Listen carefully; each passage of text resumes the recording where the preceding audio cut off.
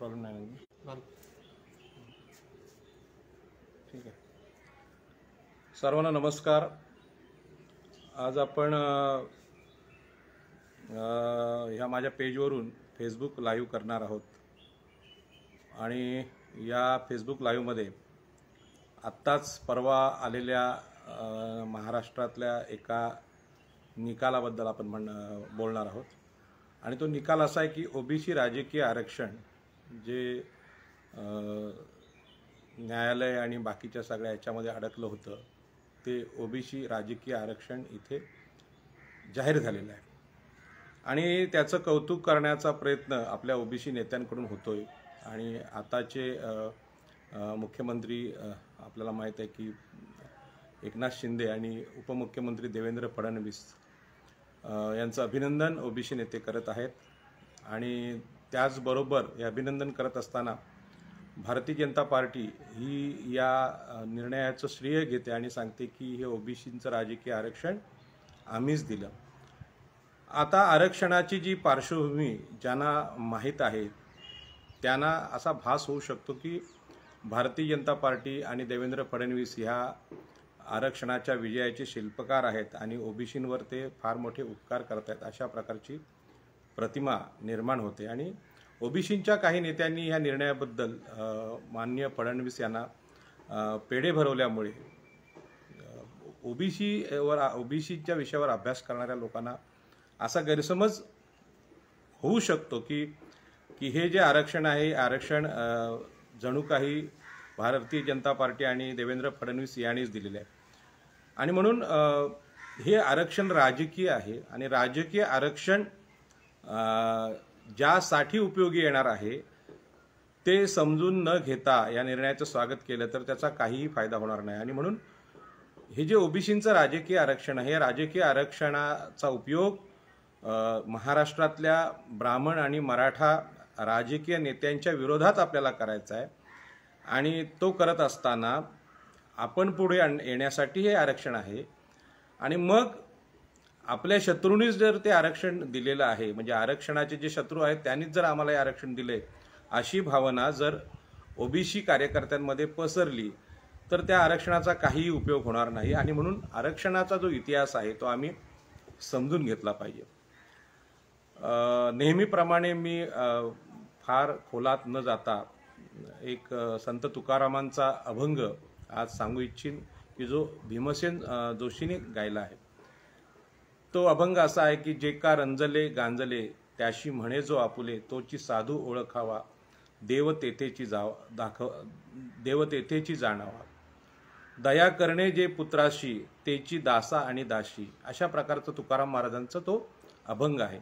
म्हणजे आपल्या मुलावर जसं आपण प्रेम करतो तसंच जे रंजले गांजले आहेत त्यांच्याशी प्रेमाने आम्ही वागलं पाहिजे असं ह्या संत तुकारामांचं म्हणणं आहे किंवा आपल्या सगळ्या संत परंपरेचं म्हणणं आहे.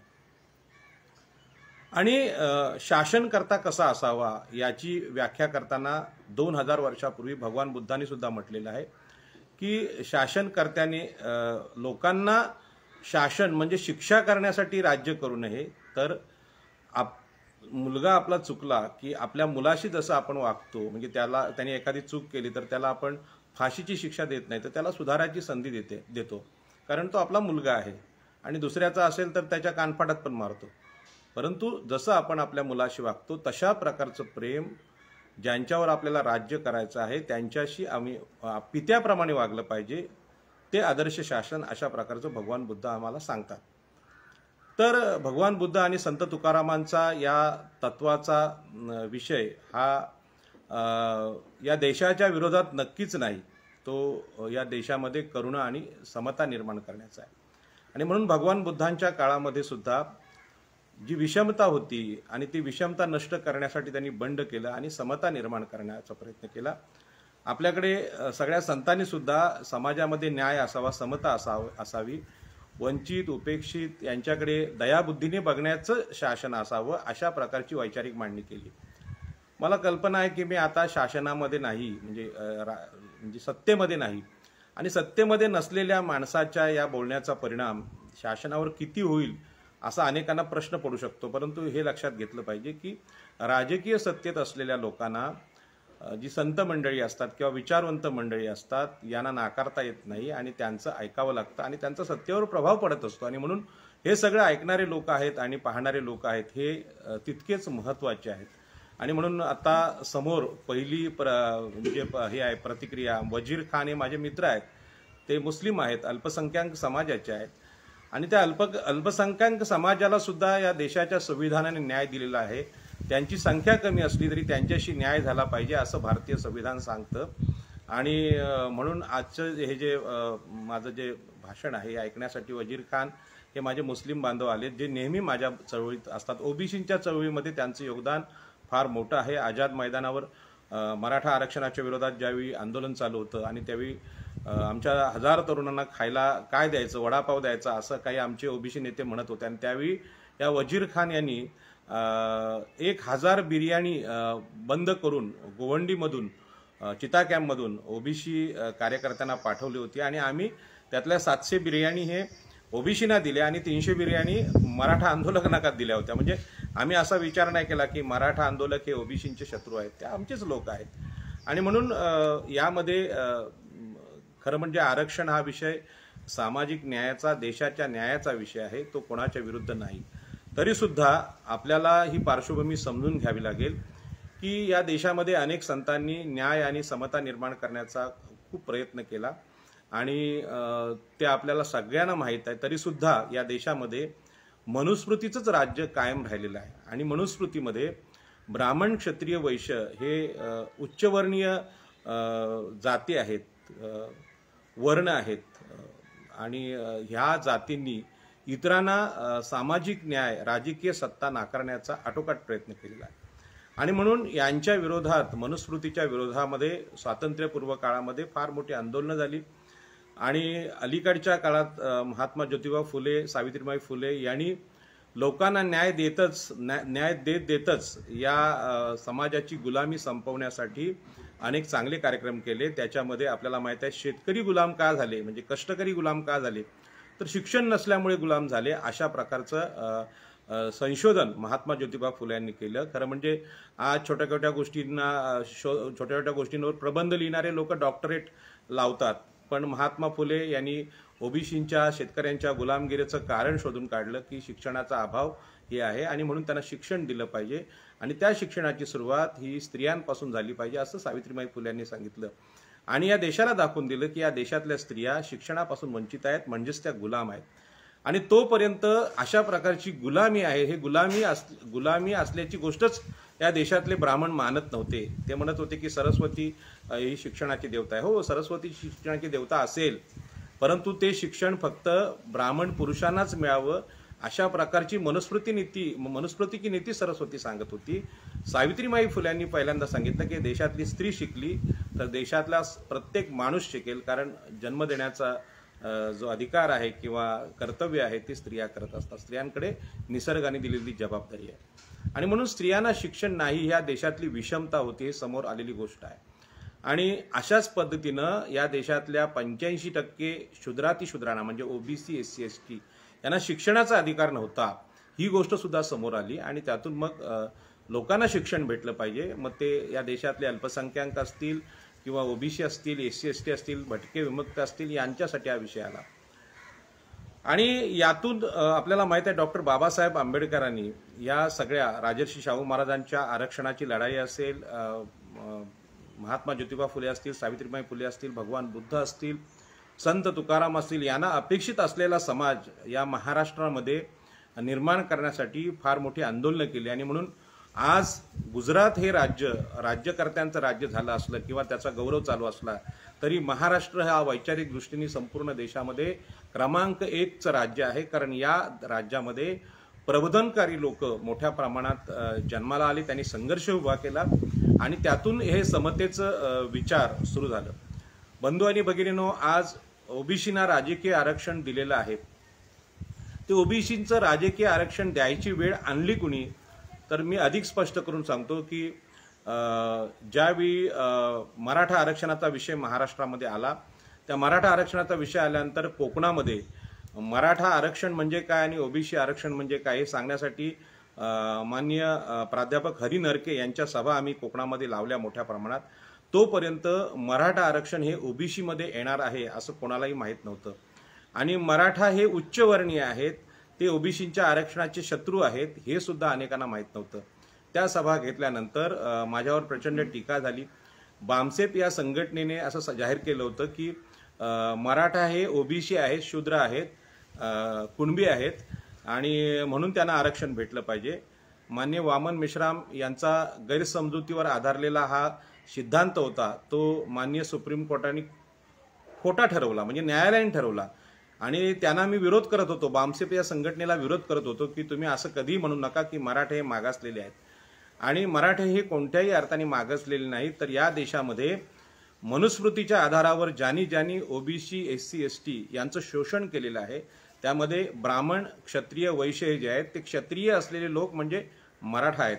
अशा प्रकारचं मी त्यावेळी जाहीर वक्तव्य केलं होतं. अनेक लोकांना ते आवडलं नव्हतं. आत्ताही बऱ्याच लोकांना ते आवडणार नाही, परंतु वास्तव असं आहे की जसं ब्राह्मणांनी मनुस्मृती लिहून हे सांगितलं की ब्राह्मण, मराठा, वैश्य किंवा ब्राह्मण, क्षत्रिय, वैश्य यांना सर्व सत्तांचे अधिकार आहेत. मग शिक्षण असेल, नोकऱ्या असतील, रोजगार असतील, जमिनी असतील, पाणी असतील, धर्माचे अधिकार असतील, ह्या त्रैवर्णिकांना हे अधिकार आहेत आणि इतरांनी त्यांची सेवा करावी, ओबीसी, एससी, एसटी यांची सेवा करावी. आणि म्हणून या विषमता सांगणाऱ्या मनुस्मृतीला विरोध करण्यासाठी डॉक्टर बाबासाहेब आंबेडकरांनी कोकणातल्या शेतकऱ्यांचं प्रबोधन केलं. हे प्रबोधन करत असताना लोकांना या समतेचा अर्थ कळावा म्हणून त्यांनी ब्राह्मण आणि मराठा खोतांकडच्या ज्या जमिनी आम्ही कसत होतो त्याचे मालकीचे अधिकार भेटले पाहिजे हे आंदोलन केलं. कारण मागासवर्गीय माणूस असा आहे की त्याला कृती केल्याशिवाय कुठली गोष्ट समजत नाही, त्याला व्याख्यानं समजत नाहीत. आणि म्हणून बाबासाहेब आंबेडकरांनी जमिनींचं आंदोलन केलं, पाण्याचं केलं, जंगलाचं केलं आणि हे दाखवून दिलं स्वातंत्र्यपूर्व काळात की या मनुस्मृतीमुळे हे लोक वरचढ झालेत. आणि म्हणून मनुस्मृतीचा जो कायदा आहे, जो आजच्या संविधानाच्या विरोधी आहे, तो नष्ट केल्याशिवाय समता येणार नाही. आणि म्हणून बाबासाहेब आंबेडकरांनी ती मनुस्मृती जाळून टाकली. दुर्दैव असं आहे की आज ओबीसीना आम्ही ह्या गोष्टी सांगायला लागलो. ओबीसीना म्हणजे आगरी, कोळी, भंडारी, माळी यांना, तर ते म्हणतात की हिंदू धर्माचा हा मनुस्मृती ग्रंथ आहे, त्याचं रक्षण केलं पाहिजे, ती योग्य आहे, हिंदुत्व हेच आमचं राष्ट्रीय. अरे पण या मनुस्मृती नावाच्या हिंदू ग्रंथाने जर तुमच्यावर गुलामगिरी लादली असेल, आरक्षण द्यायची वेळ आणली असेल, तर तो ग्रंथ जाळणारे डॉक्टर बाबासाहेब आंबेडकर हे ओबीसींचे रक्षण करते आहेत, ओबीसींना अधिकार देणारे नेते आहेत, हे आम्ही मान्य केलं पाहिजे. आणि हेडगेवार, सावरकर, बाळासाहेब ठाकरे हे आरक्षण विरोधी लोक आमचे शत्रू आहेत, हे आम्ही मान्य केलं पाहिजे. यामुळे फडणवीसांना राग यायचं कारण नाही किंवा अजित पवारांना किंवा शरद पवारांना राग यायचं कारण नाही. कारण मी सुरुवातीला तुकाराम महाराजांचा अभंग सांगितला की अजित पवार किंवा शरद पवार आपल्या मुलामुलींवर ज्या पद्धतीने प्रेम करतात त्याच पद्धतीने राज्यकर्ते म्हणून त्यांनी मागासवर्गीयांच्या मुलांवर सुद्धा प्रेम केलं पाहिजे, हा राज्यकर्त्याचा आदर्श आहे. परंतु आपलीच मुलं, आपलीच नातवंड पुन्हा पुन्हा सत्तेत राहावी, आपलीच जात कायम सत्तेत राहावी, हा जो महाराष्ट्रातल्या मराठा सत्ताधाऱ्यांचा हेतू आहे, महाराष्ट्रातल्या ब्राह्मण सत्ताधाऱ्यांचा हेतू आहे, या हेतूमुळे महाराष्ट्रातली समता आहे ती पुढे सरकू शकली नाही. डॉक्टर बाबासाहेब आंबेडकरांनी भारतीय संविधानात जी समता सांगितलेली आहे त्या समतेला अडथळा ठरलेले लोक कोण असतील तर महाराष्ट्रातले ब्राह्मण आणि मराठा राज्यकर्ते, त्यांनी ही समता अडवली होती. आणि म्हणून राजकीय आरक्षण संपवण्याचा प्रयत्न महाराष्ट्राच्या विधानसभेतल्या शरद पवारांपासून, अजित पवारांपासून, एकनाथ शिंदेपासून, मराठा क्रांती मोर्चापासून, वामन मेश्रामपासून मराठा हे मागास आहेत असं खोटं बोलणाऱ्या लोकांनी केलेलं आहे. आणि म्हणून आरक्षणाची लढाई आम्ही जी चालवत होतो ती लढाई अशी होती की या देशातल्या उच्चवर्णीयांनी आम्हाला जमिनी, पाणी, शिक्षण, आरक्षण म्हणजे आर्थिक अधिकार नाकारलेले आहेत. धर्मामध्ये सुद्धा आम्हाला अधिकार नाकारलेला आहे. धर्मामध्ये अस्पृश्य, जवळजवळ अस्पृश्य ठरवलेलं आहे, धार्मिक अधिकार नाकारलेले आहेत. त्या लोकांच्यामुळे विषमता आली असेल तर देशामध्ये समता आली पाहिजे असं संविधानकारांना म्हणजे डॉक्टर बाबासाहेब आंबेडकरांना वाटत होतं. बाबासाहेब आंबेडकर मी आता ज्या आरक्षणाच्या बाजूनी बोलतोय तशा प्रकारचं वक्तव्य त्या काळच्या विधानसभेत करत होते किंवा त्या काळातल्या लोकसभेत करत होते, संविधान सभेत करत होते. त्यावेळी बाबासाहेब आंबेडकरांना देशातल्या ह्या उच्चवर्णीयांनी प्रचंड त्रास दिलेला आहे. आणि म्हणून आज ओबीसींच्या आरक्षणाच्या निमित्ताने मी जेव्हा बोलतो तेव्हा माझ्या आगरी, कोळी, कराडी लोकांमधून म्हणजे हिंदू लोकांकडून मलाही विरोध होतो. त्या विरोधाचं मी स्वागत करतो. कारण आपल्याला कल्पना आहे की लढाईमध्ये हत्तीवर बसलेला वीर लढत असताना बरेचसे बाण त्या हत्तीला लागत असतात, परंतु ते बाण घेऊन अंगात रुतलेले बाण घेऊन तो हत्ती त्या लढाईमध्ये पुढे पुढे जात असतो आणि लढाई जिंकत असतो। त्या आपल्या अंगाला लागलेल्या जखमांचा तो विचार करत नाही। अशा प्रकारच्या रक्तबंबाळ करणाऱ्या जखमा डॉक्टर बाबासाहेब आंबेडकरांना झालेल्या आहेत आणि या जखमा घेऊन ते पुढे गेले आणि त्यांनी भारतीय संविधान लिहिलं। आम्हाला जर या देशामध्ये समता, न्याय, आरक्षण आणायचं असेल तर अशा प्रकारच्या शिव्याशाप भोगल्याशिवाय ती शक्य नाही। आणि म्हणून आताचं जे राजकीय आरक्षण आलेलं आहे ते खास करून ओबीसीनी, माझ्या आगरी, कोळी, कराडी या कोकणातल्या भंडारी माणसांनी समजून घ्यावं असं माझी प्रामाणिक इच्छा आहे। हे समजत असताना संपूर्ण महाराष्ट्राला ते समजेल यात मला अजिबात शंका वाटत नाही। मला हे सांगायचं आहे की आम्हाला जमिनींचा मालकी अधिकार स्वातंत्र्यपूर्व काळात इथल्या ब्राह्मण मराठा लोकांनी का नाकारला होता? की त्यांच्या हक्कांच्या जमिनी आम्ही घेत नव्हतो, आम्ही त्या कसत होतो। फक्त त्यांची सातबाऱ्याला नावं पेशवाईत लागली होती, ती नावं काढण्याचा प्रयत्न डॉक्टर बाबासाहेब आंबेडकर, नारायण नागू पाटील यांनी केला। तो समतेचा संघर्ष होता। म्हणजे गावाच्या हजारो एकर जमिनी एकाच ब्राह्मण खोताच्या नावावर असण्यापेक्षा कसणाऱ्या त्या कुटुंबाला एक माणसाकडे 1 एकर जमीन असेल ती त्याला भेटली पाहिजे, हा सामाजिक न्याय होता। आणि या सामाजिक न्यायामध्ये आगरी कोळ्यांचा सिंहाचा वाटा होता। ही पार्श्वभूमी आम्ही लक्षात घेतली पाहिजे। जमिनींच्या बाबतीत आर्थिक न्याय झाला पाहिजे, पाण्याच्या बाबतीत झाला पाहिजे, धर्माच्या बाबतीत झाला पाहिजे, जंगलाच्या बाबतीत झाला पाहिजे, याचबरोबर त्यांना शिक्षण सुद्धा मिळालं पाहिजे। आणि म्हणून बाबासाहेब आंबेडकरांनी त्याच काळात शेतकऱ्यांना सांगितलं की तुम्ही जमिनींचा लढा लढताय तर शिक्षणाचा सुद्धा लढा। आणि त्याच काळात आपल्याला माहिती आहे राजर्षी शाहू महाराजांनी वंचित उपेक्षित लोकांना हे राजकीय शिक्षण आहे, नंतर आरक्षण आहे आणि शिक्षणाचा अधिकार मिळावा म्हणून आपल्या राज्यामध्ये निर्णय घेतले, कायदे केले। हे कायदे आजच्या मराठा राज्यकर्त्यांना जमत नाही। त्याचं कारण आहे की मनुस्मृतीमध्ये त्यांचं बालपण जातं, मनुस्मृतीचं शिक्षण ते घेतात आणि मनुस्मृतीमध्ये जगतात आणि मनुस्मृतीमध्ये मरतात। पण राजर्षी शाहू महाराज यांना इंग्रजांकडून शिक्षण भेटलं होतं आणि जगात मान्यता पावलेली जीवनमूल्य त्या शिक्षणात होती। आणि म्हणूनच आपल्याला कल्पना आहे की राजर्षी शाहू महाराजांनी जे निर्णय घेतलेले आहेत ते कुठल्याही मराठा माणसाला घेता आले नाहीत, मराठा राज्यकर्त्यांना घेता आले नाहीत। आज अशी अवस्था आहे की आरक्षणाची चर्चा ही शिक्षणामध्ये आरक्षण ओबीसीना भेटलं पाहिजे, अतिशूद्रांना भेटलं पाहिजे, ओबीसी SC ST ना भेटलं पाहिजे, स्त्रियांना भेटलं पाहिजे, अशा प्रकारची चर्चा होते। कारण आम्हाला शिक्षण या 3 लोकांनी नाकारलं होतं, ब्राह्मण, क्षत्रिय, वैश्य। आणि आकाशातल्या राक्षसांनी किंवा बाकीच्या लोकांनी नाकारलं नव्हतं, हे आरक्षण इथल्या जमिनीवरच्या उच्च जातीयांनी नाकारलं होतं आणि ते देण्याचा निर्णय भारतीय संविधानात झाला। परंतु आजही मुंबईच्या जवळ, मंत्रालयाच्या जवळ असलेल्या आगरी, कोळी, भंडारी समाजातून माझ्या कल्पनेप्रमाणे एकही IAS माणूस झालेला नाही।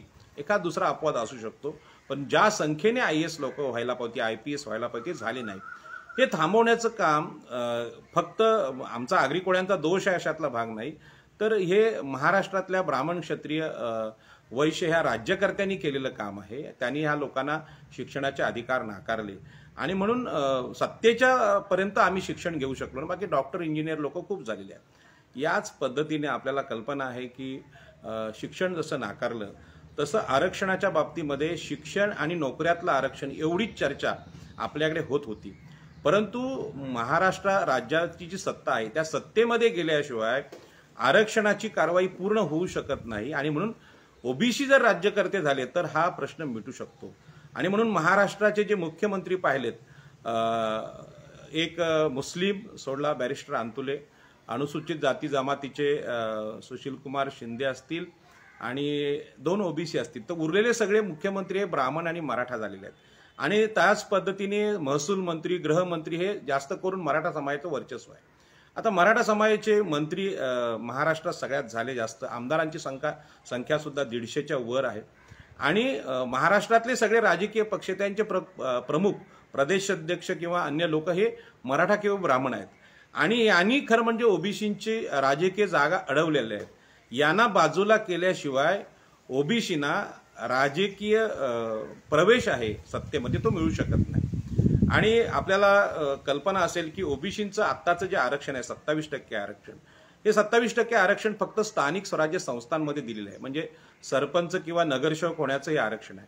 परंतु आपल्याला माहिती आहे की ठाण्यामध्ये सगळ्यात मोठी संख्या ही आगरी कोळ्यांची होती आणि आगरी कोळ्यांमध्ये BSc ऑनर्स शिकलेले माननीय अनंत तरे होते, ते तिथले राजकीय नेते होते आणि हे अनंत तरे तिथे नेते असताना साताऱ्यावरून आलेल्या एकनाथ शिंदेनी जो रिक्षा चालवतात, म्हणजे अनंत तऱ्यांच्या समोर त्यांचं शिक्षण म्हणजे काहीच नाही, म्हणजे त्यांच्या शिक्षणाबद्दल शंकाच आहे लोकांना, आणि अशा प्रकारचा मराठा नेता तिथे मुख्यमंत्री होतो. हा मुख्यमंत्री झालेला नेता हा ठाणे जिल्ह्यातल्या आगरी कोळ्यांवर केलेला अन्याय आहे आणि ही ठाणे जिल्ह्यातली विषमता आहे. ही ठाणे जिल्ह्यातल्या आगरी कोळ्यांना सांगण्याचा आम्ही प्रयत्न करतोय आणि याच प्रयत्नात आपल्याला माहित आहे की एक मराठी पत्रकार आहेत लोकसत्तेचे विकास महाडिक यांनी एक बातमी लावली सिडकोच्या संदर्भात की सिडकोने हे आगरी कोळ्यांवर उपकार केलेत आणि त्यांचे उपकार हे आगरी कोळी विसरलेत. म्हणजे ज्या वसंतदादा पाटलांनी मराठा नेत्याने सिडको विरुद्ध आंदोलन करणाऱ्या दिबा पाटलांवर गोळ्या घातल्या, आपली 5 माणसं मेली आणि आमच्या सगळ्या शेकडो एकर जमिनी आम्ही सिडकोला दिल्या आणि त्यातून हे शहर उभं राहिलं, त्यांना कृतज्ञ म्हणणारा विकास महाडिक मराठा समाजाचा पत्रकार हा आगरी कोळ्यांच्या विरोधात बोलतोय, ही गोष्ट आगरी कोळ्यांना कळत नव्हती. आणि ती जेव्हा मी सांगितली त्यावेळी विकास महाडिकांना तोंड दाखवायला जागा राहिली नाही. आणि अशाच प्रकारचा दुसऱ्या महिन्यात निर्णय एकनाथ शिंदेनी घेतला, जे मराठा आहेत, की विमानतळाला नाव हे दिबा पाटलांचं द्यायचं नाही तर बाळासाहेब ठाकरेंचं द्यायचं. ही जी मस्ती आहे या मराठा सत्ताधाऱ्यांमध्ये येते कुठून? तर ही मनुस्मृतीमधून येते. त्यांचा हेतू हा असतो की इथल्या ओबीसीमध्ये राजकीय अस्मिता उभी राहू नये. दिबा पाटील हे 4 वेळा आमदार आणि 5 वेळा खासदार झालेले एक महाराष्ट्रातले विरोधी पक्ष नेते असले तरी आज ठाण्यामधून मराठा समाजाचा माणूस मुख्यमंत्री होणं हे दिबा पाटलांच्या विचारांना दाबल्याचा प्रकार आहे, अनंत तरेंना दाबल्याचा प्रकार आहे. ह्या गोष्टी ठाण्यातले आगरी, मुंबईतले आगरी, कोळी, पनवेलचे आगरी कोणी बोलायला तयार नाहीत. कारण मराठा समाजाच्या विरुद्ध बोलणं याचा अर्थ त्यांना असा वाटतो की आम्ही सत्ताधाऱ्यांशी वैर घेतो, म्हणजे शरद पवारांशी वैर घेतो, देवेंद्र फडणवीसांशी वैर घेतो, मग आमचं राजकीय स्थिती काय? अहो, तुमची राजकीय स्थिती जर यांना बोलाय की तुमची हिंमत नसेल तर तुमच्या आमदारांना विचारतोय कोण? आज प्रशांत ठाकूर समजा एकनाथ शिंदेच्या विरुद्ध बोलत नसतील की तुम्ही ठाण्यातल्या आगरी कोळ्यांवर अन्याय केलाय, तिथले मंत्री भाजपचे कपिल पाटील तर त्यांच्या विरुद्ध बोलू शकत नसतील की तुमचं ठाण्यातून आमदार होणं, तुमच्या मुलाने खासदार होणं याचा इथल्या भूमीशी संबंध काय? हे बोलायची तर त्यांची हिंमत नसेल तर तुम्ही आमदार असले काय आणि मंत्री असले काय? तुमचा फायदा काय? आणि म्हणून शिक्षण आहे, नोकऱ्यातलं आरक्षण आहे. आता सिडकोमध्ये सुद्धा प्रमुख पदावर जे लोक आहेत ते मराठा आणि ब्राह्मण आहेत. त्यांनी जागा अडवल्या आहेत, त्यांनी सिडकोला लुटलेलं आहे. मुंबई महापालिकेत तेच अधिकारी लुटतायत. कालची घटना तुम्ही पाहिलीत की वेसावे कोळीवाड्यामध्ये कुठलीही नोटीस न देता रितेश नाकवा यांचं घर तोडलं. मग घर तोडणारे लोक कोण आहेत? म्हणजे आता सत्ता मुंबई महापालिकेची उद्धव ठाकरेंची आहे. उद्धव ठाकरेंचं घर आणि वेसावा कोळीवाडा फार लांब नाही, तिथले आदित्य ठाकरेंना काही दिसत नाही अशातला भाग नाही. तुम्ही तुमच्या पक्षाच्या प्रचारासाठी जाताय, पण ज्या आगरी कोळ्यांनी तुम्हाला मोठं केलं त्यांचं घर तुटलं, तिथे एक शिवसेनेचा माणूस जात नाही, एक भाजपचा माणूस जात नाही. याचाच अर्थ आता काँग्रेसच्या मागे विजय वडेट्टीवार ओबीसी मंत्री होते, त्यांना म्हटलं साईन कोळीवाडा तुटतोय, तुम्ही इथे टॅक्सीने या, तुम्हाला मी टॅक्सीचे पैसे देतो. पण ओबीसी मंत्री सुद्धा त्या कोळीवाड्यांच्या व्यथा ऐकायला येत नाही. याचा अर्थ या सगळ्या लोकांच्या डोक्यावर मराठा आणि ब्राह्मणांचं आजही प्रभुत्व आहे. आणि म्हणून मराठा आणि ब्राह्मणांचं राजकीय अस्तित्व जे आहे त्यांनी जर ओबीसीना आरक्षण नाकारलेलं आहे, ओबीसीना राजकीय प्रवेश नाकारलेला आहे, तर किमान स्थानिक स्वराज्य संस्थांमध्ये हे आरक्षण मिळावं अशा प्रकारचा कायदा म्हणजे मंडल आयोग इथे आणला गेला. या मंडल आयोगाला विरोध करण्याचं काम भारतीय जनता पार्टीने केलं हे सगळ्या जगाला माहीत आहे. मंडल आयोगाचं आंदोलन ओबीसीना कळू नये, मंडल आयोगासाठी आगरी समाजातल्या सगळ्या महान नेत्यांनी प्रयत्न केलेले आहेत. मग जगन्नाथ पाटील असतील, जगन्नाथ कोठेकर असतील, दिबा पाटील असतील, हे ओबीसीचे नेते त्यावेळी झगडले आणि त्यांच्याबरोबर बौद्ध समाजाचे, आंबेडकरी समाजाचे लोक होते. आणि त्याच वेळी बीजेपीने ओबीसींमध्ये राजकीय जागृती येऊ नये आणि म्हणून अयोध्येचं आंदोलन पुढे केलं आणि आम्ही हिंदुत्व म्हणून रामाची बाजू घेतली. ज्या रामानं शंभुकाला ठार केलं होतं आपल्या राज्यामध्ये, म्हणजे शंभुक हा ओबीसी होता, त्यांनी शिक्षण घेऊ नये, त्यांनी ब्राह्मण क्षत्रियांच्या बरोबर राज्यकर्ता होऊ नये म्हणून त्याला शिक्षण नाकारणारं काम श्रीरामांनी केलं. आणि अशाच प्रकारचं काम द्रोणाचार्यांनी केलं एकलव्याच्या बाबतीत. या सगळ्या कथा कादंबऱ्यावर इथले आगरी कोळी ओबीसी मोठे झालेले आहेत आणि त्यांना समतेच्या गोष्टी या महाकाव्यांमधल्या कळत नाहीत, महाकाव्यातल्या कळत नाहीत, पण महाराष्ट्र राज्यातल्या गोष्टी तरी त्यांना कळल्या पाहिजेत. आणि म्हणून सगळे मुख्यमंत्री ब्राह्मण मराठ्यांचे जर महाराष्ट्रात झाले असतील तर भारतीय संविधानाने डॉक्टर बाबासाहेब आंबेडकरांनी सांगितलेली समता महाराष्ट्रात आज नाही. आणि हे सांगण्याचं काम ओबीसी नेत्यांचं आहे. परंतु मी माझा मोठेपणाने सांगेत की महाराष्ट्रातले वर्तमान ओबीसी नेते आहेत हे मराठ्यांच्या विरुद्ध बोलायला तयार नाहीत. मराठ्यांच्या विरुद्ध बोलणं म्हणजे काय, त्यांच्या जातीविरुद्ध आपण नाही, परंतु महाराष्ट्राची सत्ता 52% ओबीसींची सत्ता तुम्ही अडवण्याचा तुम्हाला अधिकार नाही, तो कायद्याने गुन्हा आहे. आणि हा गुन्हा सांगणं हे संविधान जाणणाऱ्या प्रत्येक नागरिकांचं काम आहे. त्यासाठी कोणाला घाबरायची गरज नाही. अशा प्रकारची भीती जर डॉक्टर बाबासाहेब आंबेडकरांनी ठेवली असती तर ते संविधान लिहूच शिकले नसते. कारण त्या काळात सुद्धा क्षत्रिय राजांचं वर्चस्व या देशावर होतं आणि त्यांच्या तलवारीला न घाबरता बाबासाहेब आंबेडकरांनी निडरपणे भारतीय संविधान लिहिलं. आणि त्याच्यानंतरच्या काळात आपल्याला कल्पना आहे, दत्ता पाटील, दिबा पाटील हे 2 ओबीसी नेते होते की ज्यांनी महाराष्ट्राचं विरोधी पक्ष नेतेपद भूषवलं. आणि ते विरोधी पक्षनेते भूषवलं याचा अर्थ महाराष्ट्रातल्या दमनशाही, मराठा आणि ब्राह्मण राज्य करताना संघर्ष करूनच ते पुढे गेले. आणि आपल्याला कल्पना आहे की दिबा पाटील आणि दत्ता पाटील यांना आंदोलनामध्ये ठार करण्याचा प्रयत्न सुद्धा वसंतदादा पाटलांसारख्या मराठा मुख्यमंत्र्यांनी केलेला आहे. आणि म्हणून महाराष्ट्राचे राज्यकर्ते जोपर्यंत ओबीसी होऊ शकत नाही तोपर्यंत महाराष्ट्रात समता येणार नाही, न्याय येणार नाही. आणि आरक्षणाला जो आधार आहे तो समतेचा आधार आहे. म्हणजे आरक्षण ही काही लपवण्याची किंवा लाज बाळगण्याची गोष्ट अजिबात नाही. की या देशामध्ये संविधानिक समता आली पाहिजे, हे खरं राष्ट्रनिर्माण आहे. हे राष्ट्रनिर्माण राष्ट्रीय स्वयंसेवक संघ, भाजपा, शिवसेना यांना मान्य नाही, नरेंद्र मोदींना सुद्धा ते मान्य नाही.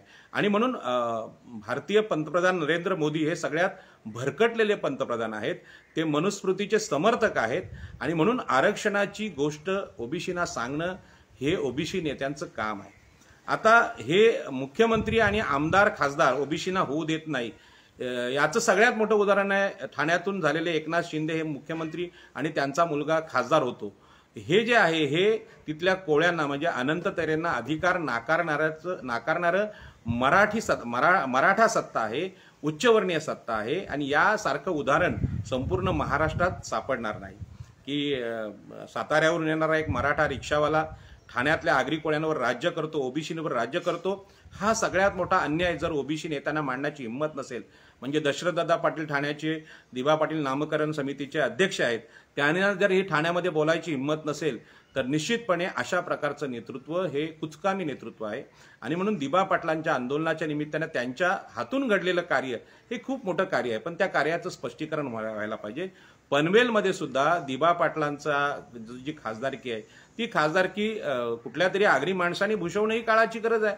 म्हणजे प्रशांत ठाकूरनी तिथे खासदार व्हायला पाहिजे किंवा राजाराम पाटलांनी झालं पाहिजे, कारण ती आमची जागा आहे. परंतु अशा प्रकारची भावना जर ओबीसींमध्ये नसेल तर ते अत्यंत दुःखद गोष्ट आहे. मला कल्पना आहे, मी जेव्हा खासदारकी लढलो वंचितमधून त्यावेळी पिंपरी चिंचवडमध्ये 35,000चं वोटिंग झालं, पण पनवेलमध्ये 5,000पेक्षा वोटिंग झालं नाही. याचं कारण पनवेलच्या आगरी कोळ्यांचं ओबीसींच्या बाबतीत प्रबोधन आम्ही केलेलं नाही.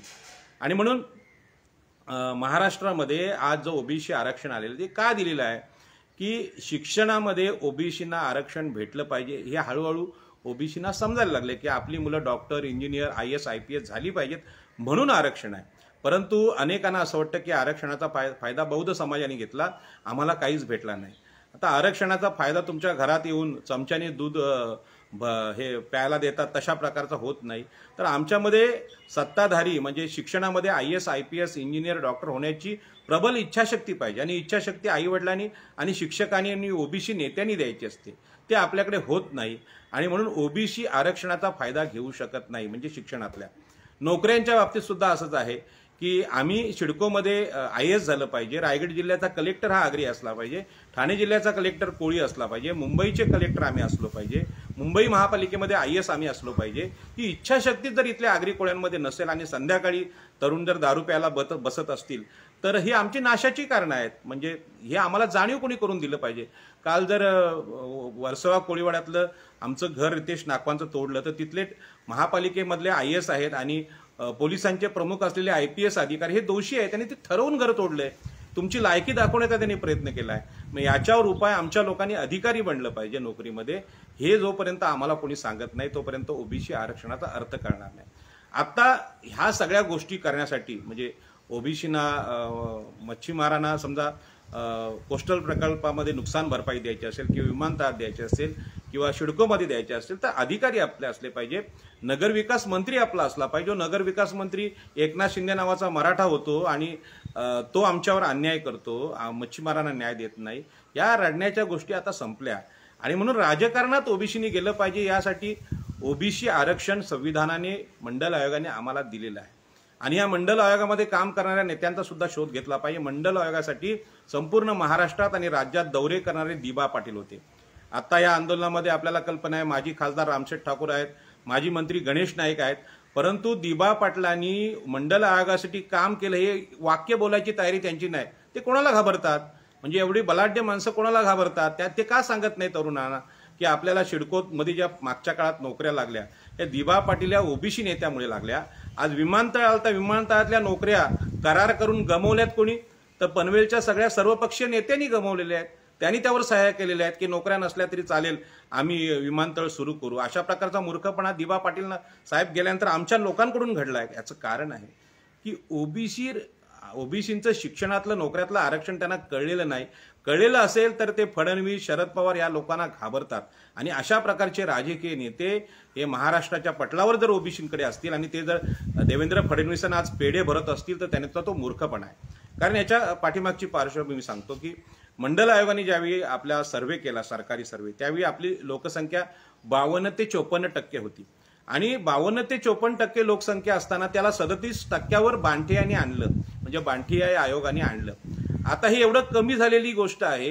ही निसर्गातले नियम जे जाणतात त्यांना सगळ्यांना माहित आहे की आपल्याला कल्पना आहे की आपल्या पणजोबांनी आपल्या प्रत्येक कुटुंबातल्या लोकांना जन्म दिला. तर पणजोबा एक असतील तर त्यानंतर आजोबांचे भाऊ म्हणजे चुलते, नंतर आजोबांना मुलं 4-5 झाली, त्या 4-5 मुलांना 10-12 मुलं झालीत, म्हणजे एका माणसाचे 4 पिढ्यामध्ये 15 ते 16 माणसं झालीत. हे निरीक्षण सगळ्यांना माहित आहे. मग ओबीसी जर 52 ते 54% 90च्या दशकात होते तर ते आता 2022 मध्ये कमी कसे झाले? एवढी गोष्ट जर महाराष्ट्राच्या विधानसभेत बसलेल्या ओबीसी लोकांना, ओबीसी नेत्यांना किंवा आजी माजी खासदारांना कळत नसेल तर ते मूर्ख आहेत का, बावळट आहेत का, त्यांना कळत नाही, व्यवहार कळत नाही का? अशिक्षित माणसाला सुद्धा या गोष्टी कळतात की एक कोंबडी किती अंडी देते, एका कोंबडीची 10 अंडी, 10 अंड्याची 20 पिल्लं, असं करून मोठमोठ्या गोष्टी करणाऱ्या आपल्या गोष्टीतले अनेक वीर आहेत आपल्याकडे. आणि निसर्ग हा सतत वाढत जातो. झाडाला आंबे येतात, त्याची कोय पडते, त्यापासून 10 झाडं बनतात, पुन्हा त्या 10 झाडांना आंबे येतात. या सगळ्या गोष्टी निसर्गामध्ये आहेत. मग असं महाराष्ट्रात कसं घडू शकतं की बांठिया सरकारचा मागच्या जेव्हा सरकारने जो सर्व्हे केला ओबीसींचा, त्यांचं म्हणणं आहे की ओबीसीना आरक्षण देण्यासाठी आम्ही सर्व्हे केला. हा सर्व्हे करत असताना 52% असलेली ओबीसींची लोकसंख्या 37% येते. याचा अर्थ आपल्या ओबीसी लोकांना कळला पाहिजे. ज्यावेळी मराठा समाज मागासवर्गीय आहे म्हणून त्याला आरक्षण द्या असं विधानसभेत सगळ्या लोकांनी सह्या केल्या, तेव्हा आझाद मैदानावर आम्ही आंदोलन करत होतो की हा आत्मघात आहे. म्हणजे गणेश नाईकांसारखे मंत्री त्या सभागृहात असतील तर त्यांनी त्याच्यावर बोलायला पाहिजे. प्रशांत ठाकूर सारखे लोक असतील त्यांनी बोललं पाहिजे, पण ते बोलत नाहीत. कारण सत्ताधारी हे ब्राह्मण आणि मराठी आहेत आणि त्यांनी आम्हाला तिकीट दिले. त्यांच्या विरुद्ध बोललो तर आम्हाला कदाचित उद्याचं तिकीट मिळणार नाही आणि अपक्ष म्हणून लढायची आमच्यामध्ये हिंमत नाही, किंवा वंचित सारख्या पक्षातून किंवा एखाद्या रिपब्लिकन पक्षातून लढायची आमची हिंमत नाही. आम्हाला ब्रँडेड भाजप, काँग्रेस, राष्ट्रवादी, शिवसेना हेच पक्ष पाहिजे जे ओबीसींच्या आरक्षणाच्या विरोधी आहेत. आणि म्हणून बांठिया आयोगाने जी लोकसंख्येचा रिपोर्ट आणलेला आहे तिथे ओबीसींचं आरक्षण नाही, सगळंच काही संपवलेलं आहे. याचं कारण सांगतो की शिक्षणातलं आणि नोकऱ्यातलं पण आरक्षण असतं, जसं राजकीय आरक्षण आहे. राजकीय आरक्षण जितकं महत्त्वाचं आहे तसं शिक्षणातलं आणि नोकऱ्यातलं आरक्षण सुद्धा महत्त्वाचं आहे. आणि या आरक्षणावर परिणाम करणारा हा निर्णय आहे. आता 37% लोकसंख्या ओबीसींची कमी दाखवली, लगेच मराठा समाजाचे लोक बोलायला लागले की 37% लोकसंख्या आहे तर आरक्षण तुमचं ओबीसींचं 27% तुम्हाला गरज नाही, उरलेलं आरक्षण मराठ्यांना द्या, अशा प्रकारची मागणी आली. अगोदर सुद्धा अशीच त्यांची मागणी होती की ओबीसी मध्ये आम्हाला मराठा समाजाला आरक्षण द्या. जे क्षत्रिय लोक, मराठा लोक सामाजिकदृष्ट्या मागासलेले नाहीत, ब्राह्मण सुद्धा सामाजिकदृष्ट्या मागासलेले नाहीत, त्यांना 10% केंद्रामध्ये आरक्षण देणारे नरेंद्र मोदी हे संविधान विरोधी आहेत. परंतु त्यावेळी सुद्धा आपले लोक कोणी बोलले नाहीत, कारण आरक्षण म्हणजे काहीतरी भीक आहे, सवलत आहे, अशा प्रकारचं आपल्या लोकांचं म्हणणं आहे. आरक्षण भीक आणि सवलत नाही, तर देशातली जी विषमता आहे तीनच लोकांना जमिनी, सत्ता, संपत्ती सगळी वाटली गेली होती आणि अशा प्रकारचा विषम भारत 85% लोकांना जगू देत नसेल तर अशा कमकुवत अशक्त भारताचा पराभव कोणी करू शकतं हे सामाजिक शास्त्रज्ञ सांगू शकतात। आणि म्हणून या सगळ्यांना जे प्रगत जाती आहेत, पुढारलेल्या जाती आहेत, त्यांच्या रागेत आणण्यासाठी त्यांना जमिनी, पाणी, शिक्षण, उद्योग याच्यामध्ये समानता द्यायला पाहिजे हे संविधानकारांचं म्हणणं आहे आणि हे जगाने मान्य केलंय। जगामध्ये सुद्धा काळे आणि गोरे वाद आहेत आणि काळ्या लोकांवर जो अन्याय झालाय त्यांना अधिकार देण्याचा काम म्हणजे आरक्षण जगामध्ये अमेरिकेत सुद्धा आहे। मग आपल्या देशामध्ये याला विरोध का होतो की आपल्या देशामध्ये धर्म असा बिंबवलेला आहे की यामध्ये जन्माने श्रेष्ठ असलेले ब्राह्मण, वैश्य, क्षत्रिय यांनाच सगळे अधिकार द्या, बाकीचे शूद्र आहेत त्यांना सेवाच करा की त्यांनी मरायचं, अशा प्रकारची विचारसरणी, मनुस्मृतीची विचारसरणी ज्याला हिंदुत्व किंवा ब्राह्मण्य असं म्हटलं जातं ती आहे आणि त्यांनी या देशाचा नाश केलेला आहे। आणि म्हणून या नाशातून वाचवण्यासाठी मागासवर्गीयांना आरक्षण दिलं पाहिजे। याच्यामध्ये संविधानाने आपल्याला तात्विक चिंतन, तात्विक जीवनमूल्य दिलेली आहे। ते जीवनमूल्याला आधारित राहून मी आज बोलतोय आणि मी बोलतो हे पूर्ण राष्ट्रीय विचार आहेत, हे अराष्ट्रीय नाहीत किंवा देशद्रोहाचे नाहीत। जशा प्रकारचं वर्तन आज केंद्रामध्ये भाजप सरकारचं आहे आणि महाराष्ट्रामध्ये शिंदे आणि फडणवीस सरकारचं आहे आणि म्हणून या 27% आरक्षण जे ओबीसींचं होतं ते ठेवण्याचा प्रयत्न जरी कालच्या बाठिया आयोगांमुळे झाला असला तरी त्यामधली सगळ्यात मोठी फसवणूक आहे की 52% लोकसंख्या तुम्ही 37% दाखवून हे देत असाल तर तुम्ही ओबीसींचं आरक्षण संपवायला निघालेले आहेत। आणि म्हणून मागचं सरकार म्हणजे काँग्रेस, राष्ट्रवादी, शिवसेना असेल किंवा आताचं शिंदे आणि फडणवीस हे दोन्ही लोक आमचे शत्रू आहेत आणि यांनी ओबीसींची जनगणना करणं गरजेचं आहे। ओबीसींची जनगणना, ओबीसींचा खरा आकडा येईल त्यानंतरच ते आरक्षण दिलं पाहिजे आणि आपल्याला कल्पना आहे जर 90च्या दशकात जर 52% लोकसंख्या ओबीसींची असेल तर निश्चित वाढलेली आहे, ती कमी झालेली नाही।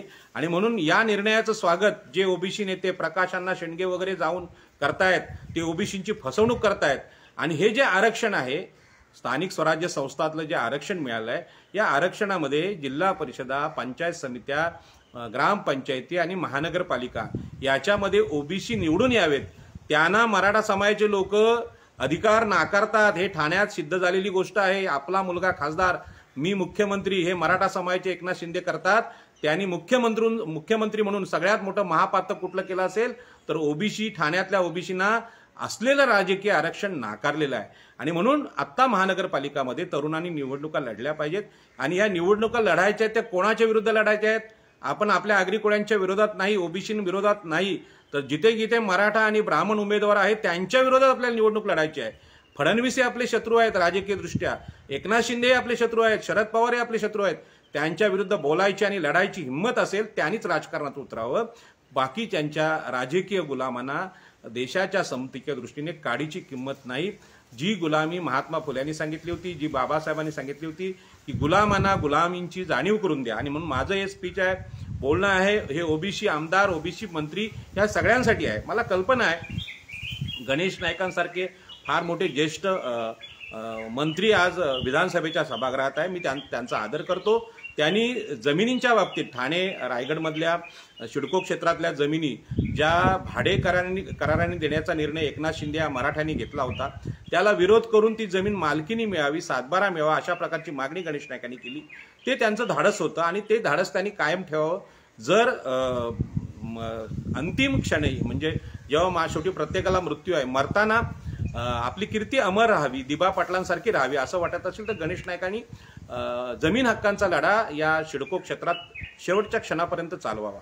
पण त्याचबरोबर हे लक्षात घेतलं पाहिजे की आपले चिरंजीव ठाण्यामध्ये खासदार होते, आज तिथे एकनाथ शिंदेचे चिरंजीव खासदार झालेले आहेत, तर ती खासदारकी कुठल्या तरी आगरी माणसांनी लढवली पाहिजे, तिथे जिंकून आली पाहिजे। ही हिंमत सुद्धा नाईक साहेबांनी ठेवली पाहिजे। ती हिंमत जर नसेल तर ओबीसी असून काहीही उपयोग नाही। आणि म्हणून तुमच्याकडची असलेली संपत्ती, पैसा यांची वाट लावण्याचं काम महाराष्ट्रातले मराठा आणि ब्राह्मण राज्य करतात। हे वेसावा कोलिवाड्यात काल सिद्ध झालेली गोष्ट आहे। आणि हिंदुत्व हे सुद्धा आमचं शत्रुत्व आहे, ते आमचं मित्रत्व नाही, आमच्या न्याय करण्याची गोष्ट नाही, हे वेसावा कोलिवाड्याने पाहिलेलं आहे।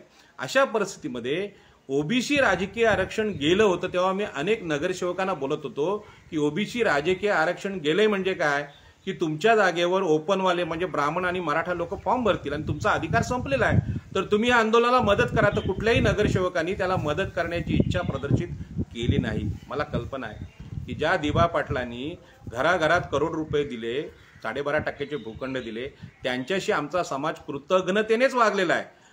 माझ्यावर ते काय कृपा करणार नाहीत किंवा मला मदत करणार नाही मला माहीत आहे, परंतु दिबा पाटील हे आता मृत्यू पावलेले आहेत. मृत्यूनंतर का होईना दिबा पाटलांचं नाव द्यावं यासाठी ज्या ज्या नगरसेवकांनी मदत केलेली आहे त्यांना मी धन्यवाद देईन, परंतु त्यांचं नाव देणं तेवढंच जेवढं महत्त्वाचं आहे तेवढंच ओबीसींच्या राजकीय आरक्षणाचा विचार हा दिबाने दिलेला विचार आहे, लक्षात ठेवा. आणि म्हणून आज बरेचसे लोक मुंबईतले कोळीवाडा गावठांमधले अनेक लोक किंवा काही स्वतःला शास्त्रज्ञ म्हणणारे लोक राजकीय सत्तेच्या विरुद्ध, राजकीय नेत्यांच्या विरुद्ध आहेत असं ते बोलतात. परंतु एक लक्षात घ्या, जितकं राजकारण सामाजिक जीवनात महत्त्वाचं आहे तितकं धर्मकारण सुद्धा महत्त्वाचं नाही. कारण का, राजकीय सत्तेने धर्माला बदलता येतं.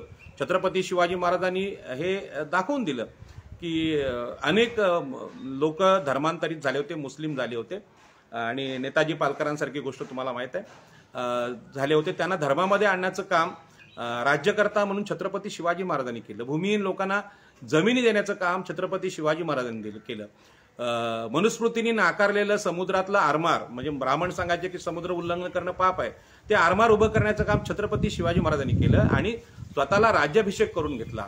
म्हणजे हे सगळे शूद्र आहेत, आम्ही 21 वेळा क्षत्रियांचा नाश केलाय असे ब्राह्मण सांगत होते, आमच्या परशुरामाने केलाय.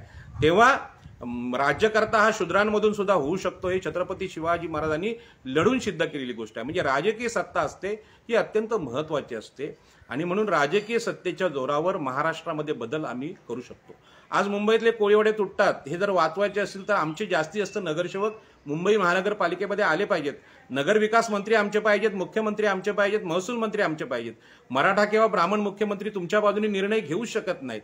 आशिष शेलारांनी तो प्रयत्न केला, म्हणून आशिष शेलार हे मराठा आहेत, ते कोळीवाडे वाचवू शकत नाही, ते कोळीवाडे लोढा बिल्डरला विकणार, हे अगदी काळ्या दगड्यावरची रेख आहे.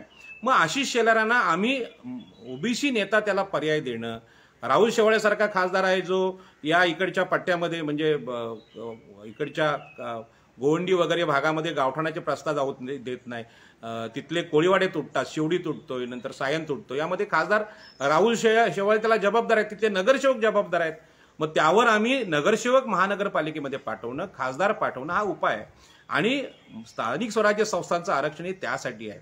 म्हणजे स्थानिक स्वराज्य संस्थातलं महानगरपालिका आणि ग्रामपंचायती यातलं जे आरक्षण आहे ही बालवाडी किंवा 1ली ते 4थीचे वर्ग आहेत, यातून जो नगरसेवक तयार होतो तो पुढे आमदार होऊ शकतो. आता दशरथ भगत सारखे नवी मुंबईतले नेते आहेत जे नगरसेवक आहेत, तिथल्या महानगरपालिकेचे विरोधी पक्ष नेते आहेत, आणि त्यांचा अभ्यास कायद्याचा 2013च्या कायद्याचा असेल, मच्छीमार पुनर्वसनाचा असेल, हे त्याचा अभ्यास एवढा आहे की खरं म्हणजे त्यांनी आता आमदार झालं पाहिजे. परंतु त्यांनी आमदार होऊ नये अशा प्रकारची मांडणी राजकीय पक्ष करतात. खरं म्हणजे भारतीय जनता पार्टीने त्यांनी विधानसभेचं तिकीट द्यायला पाहिजे, परंतु ते तशा अभ्यासू माणसाला तिकीट देणार नाहीत. आणि म्हणून त्याचं लॉबिंग हे आमच्या लोकांनी केलं पाहिजे की आता अभ्यासू आमदार तिथे गेले पाहिजेत. आणि जर अभ्यासू आमदार, त्यांना ओबीसीचं आरक्षण कळत नाही, मच्छीमारांचं पुनर्वसन कळत नाही, असे मूर्ख लोक जर तिथे आमदार असतील तर त्याचा काहीच उपयोग नाही. आणि म्हणून शिकलेले हुशार लोक विधानसभेत आणि लोकसभेत जाणं हे गरजेचं आहे. आरक्षण ओबीसीचं हे स्थानिक स्वराज्य संस्थेच्या माध्यमातून मोजणं हे चुकीचं आहे. मुख्यमंत्री ओबीसीचे किती आहेत, महसूल मंत्री किती आहेत, गृहमंत्री किती आहेत, खासदार किती आहेत, ठाणे हे साधारणपणे ठाणे, रायगड, पालघर, मुंबई या परिसरामध्ये 80च्या वर आमदार आहेत. जर इथल्या आगरी कोळ्यांनी ठरवलं हे सगळ्या जागा आम्ही लढवायच्या तर आमचा मुख्यमंत्री येऊ शकतो. ठाण्यातून जर मराठा, सातारचा रिक्षावाला जर मुख्यमंत्री होऊ शकतो, आमचा पण मुख्यमंत्री होऊ शकतो. परंतु आरक्षणामागची जी कल्पना आहे सामाजिक न्यायाची, देशनिर्माणाची, ती आम्हाला कळत नसेल तर हिंदुत्वाच्या तत्वाने आम्ही गुलाम राहणंच पसंत करतो. आणि म्हणून राजाराम पाटलांना जे विरोध करतात ते त्याला कारण ते आहे की हिंदुत्वामध्ये जी गुलामी आहे ती गुलामी आमच्या डोक्यावर बसलेली आहे. आणि म्हणून या नेत्यांच्या आम्ही नमस्कार करतो, पायाला वागतो. कशासाठी, काय संबंध आहे? आज बाळासाहेब ठाकरेंनी शिवसेना उभी केली, पण ती शिवसेना उभी करताना कोळीवाड्यांची ग्रामस्थांची आपल्या वाट लावलेली आहे. आणि आज तिथे खरं म्हणजे खासदार एकतरी मुंबईत आमचा असायला पावता, कोळी समाजातला एक खासदार दिल्लीत असायला पावता की कोळ्यांचं तो म्हणणं मांडेल. परंतु अनंत रे सारख्या माणसाचं आयुष्य खराब करून एकनाथ शिंदेला डोक्यावर बसवलं आणि त्या एकनाथ शिंदेने अख्खी शिवसेना फोडली. हा जो कृतज्ञतेचा, सत्ता लोलूप स्वभावाचा जो प्रकार आहे तो क्षत्रिय जातींमध्ये आहे आणि ब्राह्मणांमध्ये आहे. आणि म्हणून हे लोक, आज तुम्ही महाराष्ट्राची स्थिती पाहिलीत तर आज मुख्यमंत्री मराठा आहे, उपमुख्यमंत्री ब्राह्मण आहे आणि विरोधी पक्षनेता अजितदादा पवार आहे. हा जो प्रकार आहे हा ओबीसींच्या विरोधी आहे. आणि या तिघांना बाजूला करण्यासाठी 52% लोकसंख्या असलेल्या ओबीसींना स्थानिक स्वराज्य संस्थांमध्ये आरक्षण दिलेले आहे. ही गोष्ट आम्ही लक्षात घेतली पाहिजे. आणि ही 27% आरक्षणातून केवळ नगरसेवकच राहायचं, नगरसेवक होऊन जन्म घ्या. नवी मुंबईतले अनेक नगरसेवकांना असं वाटतंय की नगरसेवक आम्ही जन्मलो आणि नगरसेवक म्हणून मरणार. म्हणजे गणेश नाईक साहेब यांनी मुख्यमंत्री व्हावं ही त्यांची जबाबदारी होती, काळाने दिलेली. छगन भुजबळांची होती, पण छगन भुजबळ उपमुख्यमंत्री तरी झाले, पण गणेश नाईकांना तिथपर्यंत जाऊ दिलं नाही. आताच्या मंत्रिमंडळामध्ये त्यांनी गृहमंत्री किंवा महसूल मंत्री असलं पाहिजे आणि मुख्यमंत्र्याचं दावेदार असलं पाहिजे. परंतु आमच्या लोकांमध्ये आपलं गाव सोडून राजकारण करायची हिंमतच येत नाही. ओबीसींच्या मनातली ही जी गुलामगिरी आहे त्या गुलामगिरीचा मी निषेध करतो. आणि राजकीय सत्ता घेण्यासाठी स्थानिक स्वराज्य संस्थातलं आरक्षण आहे हे फडणवीस आणि एकनाथ शिंदे तुम्हाला देऊच शकत नाही. आणि म्हणून आत्ताच्या घडीला हा जो निर्णय आलेला आहे स्थानिक स्वराज्य संस्थातल्या राजकीय आरक्षणाचा, त्याचा अर्थ असा आहे की महाराष्ट्रामध्ये जे सगळ्यात जास्त मुख्यमंत्री मराठा समाजाचे झाले, ब्राह्मणांचे झाले, तो ओबीसींवरचा अन्याय होता. आणि 70 वर्षानंतर देशाच्या हा अन्याय दूर करण्याची हिंमत जर इथल्या ओबीसींमध्ये या स्थानिक स्वराज्य संस्थातल्या आरक्षणाने येत असेल तर त्याचा फायदा आहे. परंतु ओबीसी म्हणजे आम्ही मागासवर्गीय आहोत. ब्राह्मण, मराठा, क्षत्रिय, उच्चवर्णीय हिंदू आमचं शोषण करतात. हे जर आम्हाला आज कळत नसेल तर आम्हाला आरक्षण किती कळलं हा प्रश्न आहे. आणि म्हणून बंधू आणि भगिनींनो, या आरक्षणावर अनेक पैलू आहेत. ओबीसींमध्ये आता महाराष्ट्रात नेता असा नाहीये कोण की जो आज जे पेढे भरवतायत फडणवीसांना किंवा एकनाथ शिंदेना, तो मूर्खपणा आहे. कारण त्या ज्या जागेवर एकनाथ शिंदे बसले ती जागा ओबीसींची आहे, ज्या जागेवर फडणवीस बसले ती जागा ओबीसींची आहे, आगरी कोळ्यांची आहे. आणि ज्या जागेवर विरोधी पक्षनेते अजित पवार बसले ती जागा दिबा पाटलांची आहे, दत्ता पाटलांची आहे, आगरी कोळ्यांची आहे. लोकसंख्या आमची 52% असेल आणि या ब्राह्मण क्षत्रियांची संख्या जर 15% असेल तर ते बाठी आयोग नेमून सांगतात तुमची संख्या 37% आहे. अहो 52% आमची लोकसंख्या होती, ती कमी कशी होऊ शकते? म्हणजे निसर्गात दिसणारी निसर्ग सत्य जर आम्हाला कळत नसतील तर आम्ही एक तर मंद बुद्धी आहोत, म्हणजे बुद्धीने मंद आहोत किंवा मूर्ख आहोत किंवा बावळट आहोत, हे मान्य केलं पाहिजे आम्ही. आणि ह्याच्यावर विधानसभेत चर्चा झाली पाहिजे, ह्याच्यावर प्रश्न विचारले पाहिजे तिथल्या स्थानिक आमदारांनी की 52%चे 37% कसे होतात. म्हणजे 1 रुपयाचे अवमूल्यन का होतंय? आज तुम्हाला माहित आहे की आपला 1 रुपया अमेरिकेच्या डॉलर समोर त्यांच्या 80 आपले 80 रुपये त्यांचा $1, म्हणजे आपलं अवमूल्यन झालंय, आम्ही कमी झालोय. अशाच प्रकारचं अवमूल्यन या फडणवीस आणि एकनाथ शिंदे यांनी केलेलं आहे ओबीसींचं. याचा मी निषेध करतो. आणि याच्यावर जो उपाय आहे की ओबीसींची लोकसंख्या खरी मोजा. आता गावठाणांच्या बाबतीत सुद्धा असाच प्रश्न आहे की दर 10 वर्षांनी ओबीसींची जी गावठाणं आहेत, मी कळंबोलीचं उदाहरण नेहमी देतो की कळंबोलीचं 1970 पूर्वी 2 एकर जागा होती गावाची, 2 एकरमध्ये गाव होतं. आता जर 32 एकर वाढला असेल तर त्यांचं 34 एकर झालंय. 32 एकर वाढले याचा अर्थ लोकसंख्या पण वाढले. मुंबईतल्या प्रत्येक गावठाणाचा आकार विस्तारित गावठाण झालं पाहिजे, नवी मुंबईत झालं पाहिजे, हे आम्ही मोजलं पाहिजे. काही लोक अतिशयाने मुंबईतले गावठाण विस्तारावर काम करणारी मंडळी सांगतात की हे सीमांकन आम्ही करायची गरज काय, हे सीमांकन सरकार करेल. अहो सरकार जेव्हा आपल्याला मोजायला जातं ओबीसीना तेव्हा 52%चा 37% होतो. गावठाण सुद्धा 100 एकर असेल तर ते 2 एकर करतात. म्हणजेच सरकारमध्ये बसलेले ब्राह्मण आणि मराठे आमचे शत्रू आहेत. ही गोष्ट ज्यांना कळलेली नाही त्यांना समाजात काम करणं म्हणजे त्यांच्या मूर्खपणामुळे ओबीसी मागे येतील. आणि म्हणून 27% आरक्षण ओबीसींचं जे आहे ते 27% आरक्षण हे कमी करण्यासाठीच ही 37% लोकसंख्या दाखवलेली आहे. आणि याचा फायदा सत्तेतले मराठे करतील. आणि यदा कदाचित पुढे जर या बाठी आयोगाला आम्ही चॅलेंज केलं नाही तर मराठा समाज म्हणेल की उरलेलं आरक्षण ते आम्हाला द्या. आणि मराठा एकदा या ओबीसी आरक्षणामध्ये आले म्हणजे क्षत्रिय जर यामध्ये आले त्याचा अर्थ असा आहे की सामाजिक न्यायासाठी ओबीसी, SC, ST यांना दिलेलं आरक्षण जर ओपनवाले लोक आले तर त्याचा अर्थ बदलून जाईल, तो अर्थ नष्ट होईल. साधात बाबासाहेब आंबेडकरांच्या भाषेत तुम्हाला सांगेन की दुधामध्ये जर गटाराचं पाणी मिसळलं तर दुधाची किंमत 0 होते. तसं आरक्षण हा सामाजिक न्याय आहे, देशातल्या समतेसाठी केलेला अत्यंत पवित्र कायदा आहे. म्हणजे मनुस्मृती नावाच्या अपवित्र ग्रंथाच्या विरोधात संविधान हे आणलेलं एक पावित्र्य आहे देशातलं, जे लोकांनी डोक्यावर घेतले पाहिजे, जे घराघरात संविधान ठेवलं पाहिजे. ते संविधान नष्ट करण्यासाठी मराठा हे मागासवर्गीय आहेत असं सांगणारे जे लोक होते ते या संविधानाच्या विरोधी होते आणि म्हणून मराठा आरक्षण असंविधानिक आहे. त्यामध्ये मराठा समाजाने राग मानायचं काहीच कारण नाही. तुमचे जर मुख्यमंत्री झाले, तुमचे गृहमंत्री झाले, या महाराष्ट्रातली 60% जमीन तुमच्याकडे आहे, साखर कारखाने तुमच्याकडे आहेत, सहकारी संस्था तुमच्याकडे आहेत, बँका तुमच्याकडे आहेत, तर तुम्ही मागासवर्गीय कसे? हा साधा प्रश्न ओबीसीनी विचारला पाहिजे. पण अशा प्रकारची हिंमत दिबा पाटलांमध्ये होती, दत्ता पाटलांमध्ये होती. आत्ताच्या अग्री नेत्यांमध्ये ती नाही. ती यावी ही मी त्यांना विनंती करतो. आणि जर आपल्याला बोलायची हिंमत नसेल तर आमच्यासारखे लोक बोलतात, त्यांच्या पाठीमागे तुम्ही ताकद उभी करणं ही काळाची गरज आहे. कारण एकदा माणूस मेल्यानंतर त्याच्या पिंडाना किंवा त्याच्या काय बोलतात श्रद्धांजली सभेला भाषण करण्यात काही अर्थ नाही. आज दिबा पाटलांचं नाव ते गेल्यानंतर आम्ही देतोय. पण दिबा पाटील असताना इथले सर्वपक्षीय पनवेलचे नेते दिबा पाटलांना आपले स्पर्धक मानायचे, शत्रू मानायचे. आज त्यांचा उदो करतात. पण दिबा पाटील जिवंत असताना जर आम्ही ओबीसींचे लढे चालवले असते तर दिबा पाटलांना जास्त समाधान झालं असतं आणि निश्चितपणे त्यांच्या नेतृत्वाखाली ओबीसींचा न्याय या भागात झाला असता. आज ठाणे जिल्ह्यातून एकनाथ शिंदेसारखा माणूस इथे येऊन मराठा समाजाचा माणूस मुख्यमंत्री बनतोय, ही ओबीसी तरुणांच्या कानफडात मारलेली थाप आहे. आणि ही जर ओबीसी तरुणांना कळत नसेल तर तुम्ही इंजिनियर व्हा, डॉक्टर व्हा. जोपर्यंत तुम्हाला सामाजिक समता कळत नाही तोपर्यंत डॉक्टर बाबासाहेब आंबेडकर सारखा जागतिक कीर्तीचा पुढारी तुम्ही बनू शकत नाही. आणि मागासवर्गीय स्त्रिया, ओबीसी, SC ST यांना आदर्श नेता कोणाला म्हणायचा असेल तर डॉक्टर बाबासाहेब आंबेडकरांना. जगामध्ये असलेला वर्णभेद, काळा गोरा जो रंगभेद होता, या रंगभेदावर मार्टिन ल्युथर किंग सारख्या एका जागतिक नेत्याने प्रयत्न केले आणि काळ्या लोकांवरचा अन्याय बाहेर काढला. भारतामध्ये अशीच विषमता ओबीसी, SC ST आणि स्त्रिया यांच्या बाबतीत इथल्या मनुस्मृत्याने, इथल्या हिंदू धर्माने, इथल्या वैदिक धर्माने लादली होती. ही गुलामी फेकून देण्याचं काम डॉक्टर बाबासाहेब आंबेडकरांनी केलंय आणि मला अभिमान आहे. डॉक्टर बाबासाहेब आंबेडकरांच्या बरोबर नारायण नागू पाटील यांनी काम केलेलं आहे. त्यांच्याकडून प्रेरणा दत्ता पाटील आणि दिबा पाटलांनी घेतलेली आहे. रायगड जिल्ह्यातले हे जे नेते आहेत, ही चळवळ आहे, ते संपूर्ण महाराष्ट्राचं नेतृत्व करणारी चळवळ आहे.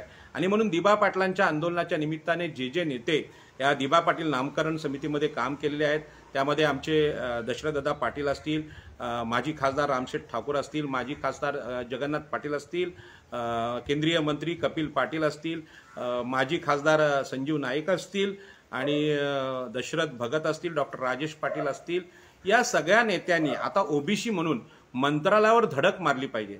तुम्ही काय नवी मुंबईत जन्म घेतला म्हणून नवी मुंबईतून निवडणूक लढायला पाहिजे असं काय नाही. राहुल साहेबांच्या वेळी डॉक्टर राजेश पाटील तिथून खासदारकी लढू शकतात. पैशाचा प्रश्न डोक्यात तुम्ही आणू नका. ओबीसीना चेतवलं. ज्या पद्धतीने आज दिबा पाटलांचं नाव बाळासाहेब ठाकरे यांच्या नावाला विरोध करून आलेला आहे, त्याचा अर्थ ओबीसींच्या मनात ओबीसीविषयी जागृती आलेली आहे.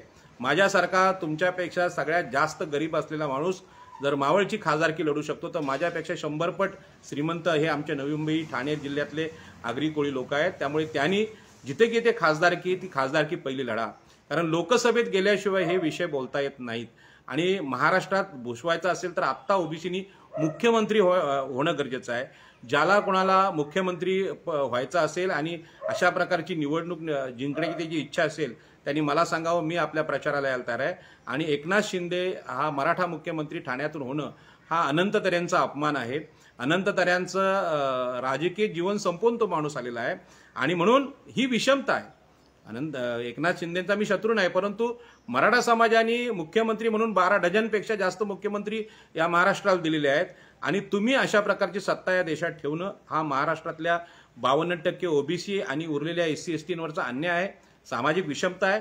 आणि सामाजिक विषमता म्हणून तुमच्या मुख्यमंत्री पदाचा मी कधीच स्वीकार करणार नाही, त्याचा निषेध करीन.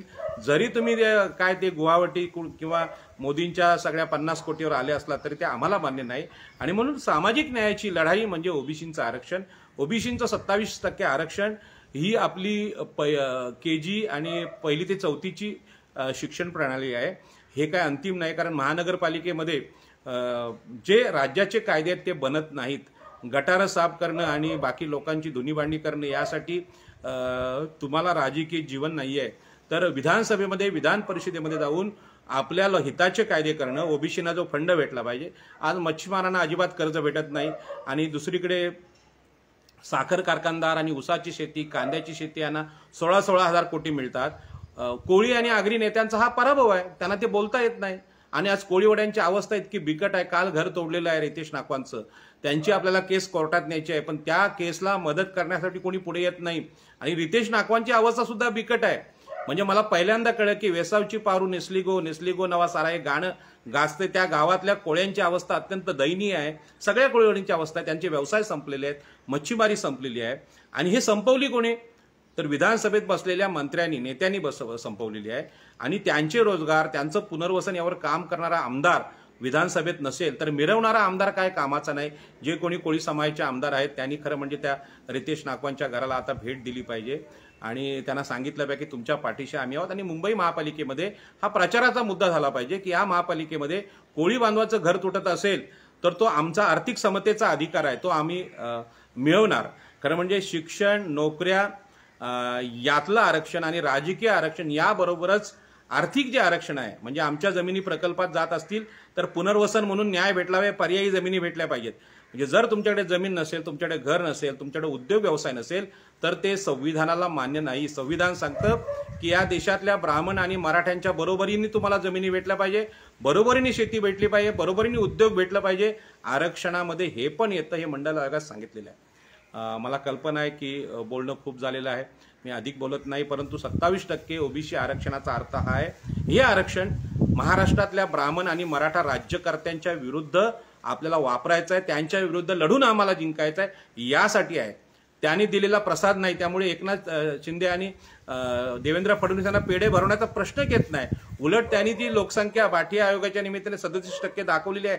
यांच्यावर गुन्हे नोंदवले पाहिजे या राज्यकर्त्यांच्या विरुद्ध, कोर्टामध्ये याचिका गेल्या पाहिजेत. आणि ह्या याचिका टाकण्याची हिंमत मुंबईजवळ असलेल्या आगरी कोळी भंडाऱ्यांमध्ये जितकी आहे तितकी बाकीच्या लोकांमध्ये नाही. कारण त्यांचा जो भाग आहे त्यामध्ये मराठा राज्यकर्ते, आमदार, खासदार त्यांच्या डोक्यावर बसलेले आहेत. इन्स्पेक्टर तिथले त्यांचे आहेत, पोलीस आयुक्त त्यांचे आहेत, त्यामुळे ते त्यांना दाबतात. परंतु कोकणातला भंडारी, आगरी, कोळी, कुणबी हा इतका बलाढ्य आहे, समुद्रामध्ये आणि जमिनीवर तेवढाच आहे, म्हणून तोच लढू शकतो, हे दिबा पाटलांनी सिद्ध केलेले आहे. म्हणून आपल्याला विनंती आहे की या आरक्षणावर आपण मला प्रतिक्रिया द्याव्यात. आम्ही यावर काम सुरू केलेलं आहे. आणि मुंबई महापालिका, ठाणे महापालिका ही आगरी, कोळी, भंडारी, इष्टीन, आदिवासी यांच्या अधिकारात यावी. एकनाथ शिंदेसारखे किंवा त्यांच्या मुलाशी जो खासदार झालाय, ही बांडगुळं जी ठाण्यामध्ये वाढलेली आहेत ही दूर करण्याचा प्रयत्न या महानगरपालिकेच्या निवडणुकीत आपण करूया. येणाऱ्या लोकसभा या ओबीसी नेतृत्व देऊन आपण जिंकूया अशी विनंती करतो आणि माझं बोलणं संपवतो. जय हिंद, जय महाराष्ट्र, जय भीम.